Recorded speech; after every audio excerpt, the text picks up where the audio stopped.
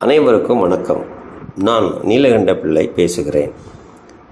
வருகிற 11/2/2025 இரவு 9 மணிக்கு கூகுள் மீட் சந்திப்பில் நாம் விவாதிக்க இருக்கும் தலைப்பு தமிழ்நாடு மின்சார ஒழுங்குமுறை ஆணையத்தின் செயல்பாடு சம்பந்தப்பட்டது.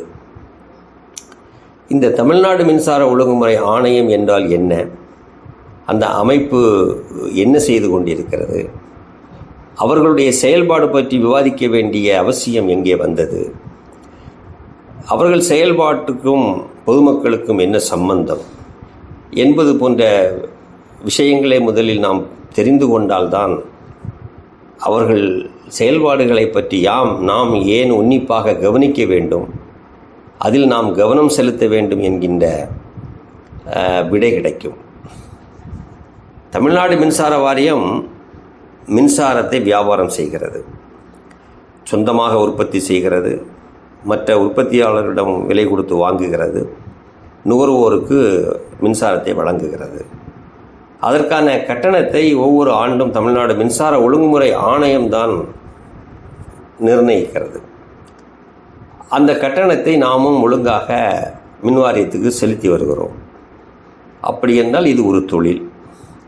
அந்த தொழிலை மின்சார வாரியம் ஒழுங்காக செயல்படுத்தி உண்மையான மின்சாரத்திற்கான விலையை மின்சார ஒழுங்குமுறை ஆணையம் நிர்ணயம் செய்து பொதுமக்களும் அந்த மின்சாரத்திற்கான கட்டணத்தை ஒழுங்காக செலுத்தி வந்தால் அங்கே இழப்பிற்கோ கடனுக்கோ மிகப்பெரிய நிதி போராட்டத்திற்கோ வாய்ப்பில்லை.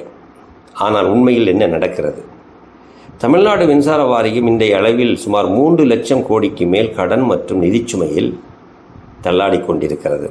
எப்போது வேண்டுமானாலும் அது திவால் நிலைக்கு சென்று விடலாம்.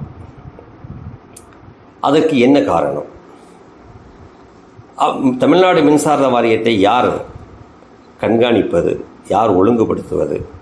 இல்லை, அப்படி யாருமே கிடையாது, அவர்கள் இஷ்டம் போல் அவர்களையே சூறையாடி கொள்ளலாம், கொள்ளையடித்து கொள்ளலாம், தவறான நிர்வாகம் நடத்தி கொள்ளலாம் என்று சட்டம் அனுமதித்திருக்கிறதா என்று கேட்டால் இல்லை. மின்சார சட்டம் 2003 அடிப்படையில் தமிழ்நாடு மின்சார ஒழுங்குமுறை ஆணையத்திற்கு அதிக சட்ட அதிகாரங்களை வழங்கி அவர்கள்தான் இந்த தமிழ்நாடு மின்சார வாரியத்தை ஒழுங்குபடுத்துவது வேண்டும் என்று உத்தரவு பிறப்பிக்கப்பட்டிருக்கிறது. அந்த பணியை அந்த மின்சார ஒழுங்குமுறை ஆணையம் செவ்வனே செய்திருந்தால் இந்த மின்சார வாரியம் இந்த அளவுக்கு நிதி நெருக்கடியில் சிக்கியிருக்க அவசியமில்லை. அதையும் மீறி சிக்குகிறது என்று சொன்னால் நிர்வாகம் செய்கின்ற மின்சார வாரியமும் சரியில்லை, அந்த நிர்வாகத்தை ஒழுங்குபடுத்துகிறேன் என்று நியமிக்கப்பட்ட ஒழுங்குமுறை ஆணையமும் சரியில்லை என்பதுதான் கண்கூடு. எனவே இவர்கள் எந்த மாதிரியான மோசமான நிர்வாகத்தை மின்சார வாரியம் செய்கிறது, அதற்கு தமிழ்நாடு மின்சார ஒழுங்குமுறை ஆணையம் எவ்வளவு தூரம் ஒத்துழைப்பு கொடுக்கிறது சதித்திட்டத்திற்கு என்பது போன்ற விஷயங்களை நாம் கூகுள் மீட் விரிவாக அலச இருக்கிறோம். நாம் பேசுவது அரசியல் கிடையாது, ஆவணங்களின் அடிப்படையில், உண்மைத்தன்மை அடிப்படையில் இந்த 2 நிர்வாகங்களும் எப்படி மக்கள் விரோத செயலை செய்கிறார்கள் என்பதை பற்றி விரிவாக விளக்க இருக்கிறோம். நீங்கள் அனைவரும் தவறாது கலந்து கொள்ளுங்கள், உங்களது கருத்துக்களை தெரிவியுங்கள்.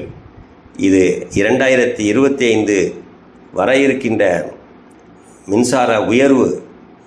மின்சார கட்டணம் உயர்வுக்கான உத்தரவை எதிர்கொள்வதற்கும் அவற்றை தடுப்பதற்குமான ஒரு முன்னேற்பாடாக இதை கருதி ஆர்வத்துடன் கலந்து கொள்ளுங்கள். நன்றி.